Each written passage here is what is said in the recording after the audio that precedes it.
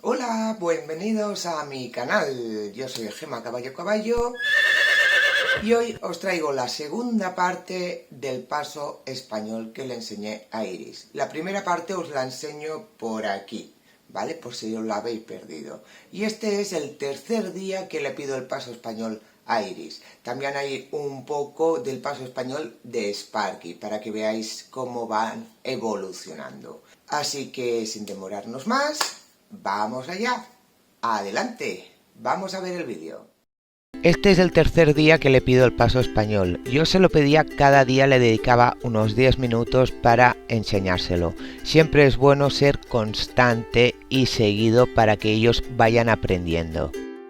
Como dije en el vídeo anterior del paso español, la situación de tu cuerpo es mejor que esté al lado para dejarle sitio para que el caballo pueda ir andando.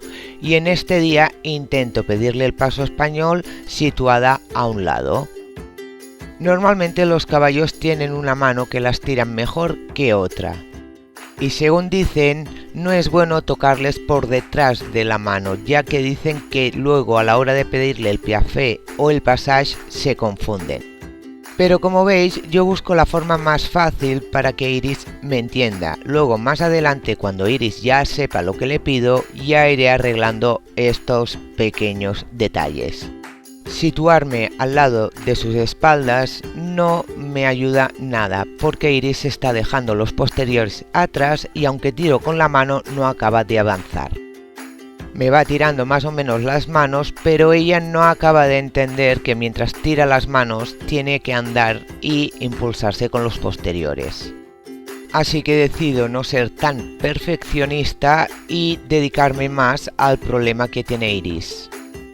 Siempre es normal que un caballo se le dé mejor una mano que la otra, que una mano la tire mejor que la otra. No os preocupéis, esto ya lo iremos arreglando con el tiempo.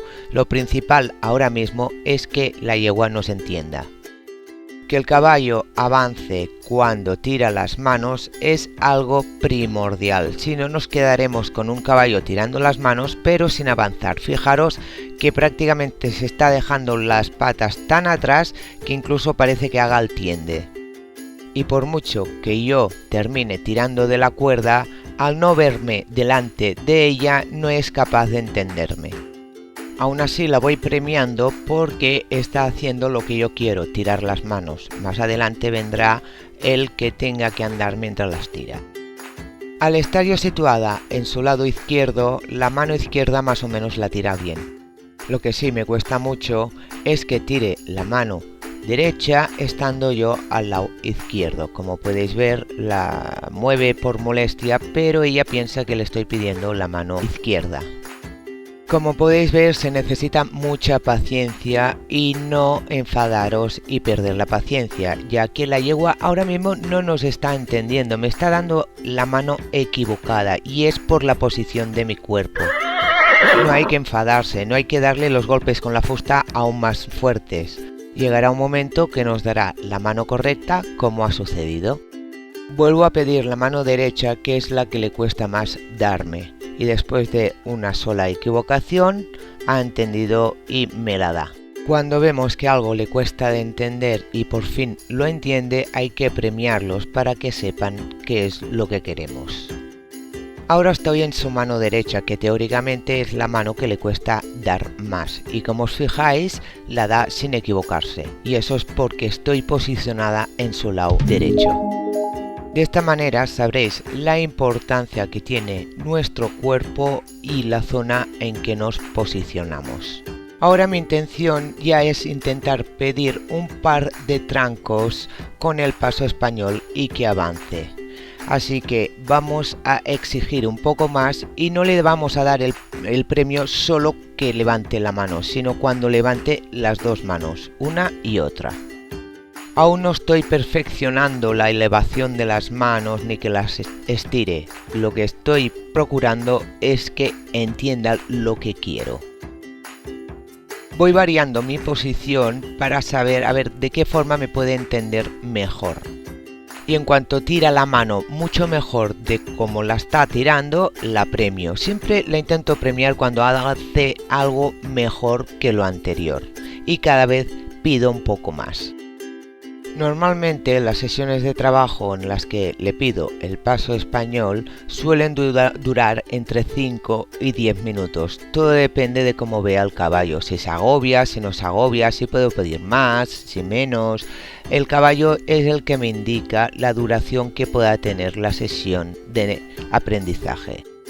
Como digo en el vídeo anterior, no hay que bloquearlos y no hay que hacernos pesados a la hora de pedir. Lo que nos cuesta más a los humanos es el dominar nuestra impaciencia.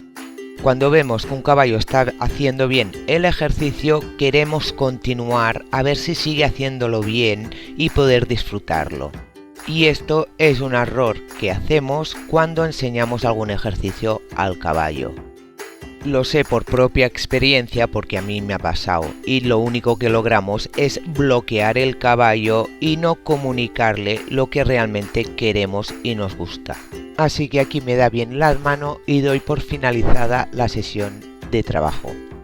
Esta es la evolución de Sparky 30 días después de pedirle el paso español. Acordaros que a Sparky no le daba golosinas y solo me dedicaba a una sola mano. Podréis ir viendo que es mucho más lento el aprendizaje y a veces se complica bastante. Suscribiros si queréis ver la evolución de estos dos caballos con el paso español. Nos vemos en el próximo vídeo. ¡Hasta luego!